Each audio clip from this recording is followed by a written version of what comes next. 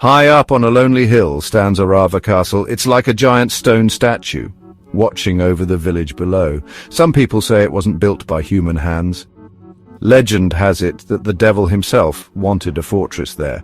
He made a deal with a builder, finished the castle in one night, and the land is yours.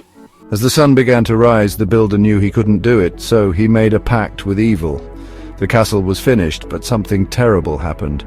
People say the devil's mark is still on the castle walls. Many years passed, and the story of the devil's castle became just a whisper. But darkness always finds a way back. Mikulas, a carpenter, lived near the castle. He was a good man who just wanted a peaceful life for his family. One stormy night, lightning flashed, and Mikulas saw something terrifying. A tall, scary figure with eyes like burning fire stood on the castle walls. Mikulas knew then that the legends were true. The devil was back. The villagers called the creature Fartfly, and they were terrified of it. They said it was the devil's child, with a man's body and bat wings. Its red eyes glowed in the dark as it searched for people to scare. Every night screams echoed through the valley. Animals were found dead, their blood drained. People hid in their homes, but fear was everywhere. Fartfly was awake, and Orava was in danger again. Mikulas saw his neighbors, once happy and full of life, become quiet and scared. Children stopped playing, and even the strongest men were afraid to go out at night. Then one night something terrible happened. Mikulas's wife disappeared while getting water. Her screams were heard all over the village, and then silence. All they found was her shawl near the forest. Mikulas, heartbroken and angry, vowed to get revenge. He would face the monster, even if it meant his own death. With his axe and a heavy heart, Mikulas climbed the dangerous path to the castle. He had heard old stories about how to fight the devil's spawn. Standing before the castle gates, he challenged Fartfly to a fight. The ground shook as Fartfly emerged from the castle, its eyes burning with evil joy. But as it got closer to Mikulas, it hesitated. The carpenter wasn't afraid. He was determined. A deal was made. A life for a life.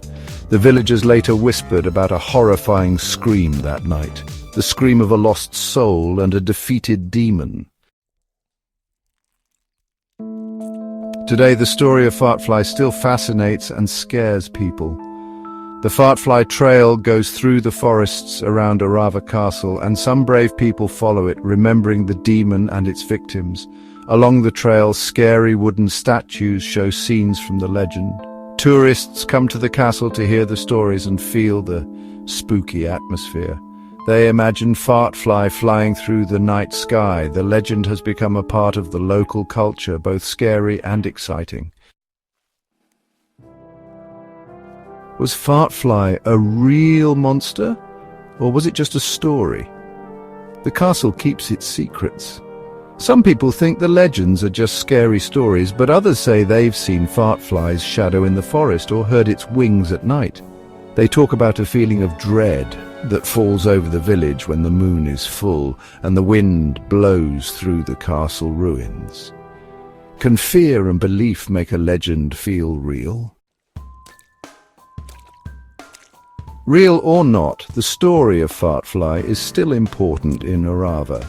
It's a tale passed down through generations. Even today, people talk about Fartfly with a mix of fear and respect. The legend reminds us how powerful stories can be, how they can last for centuries and make us feel both scared and amazed.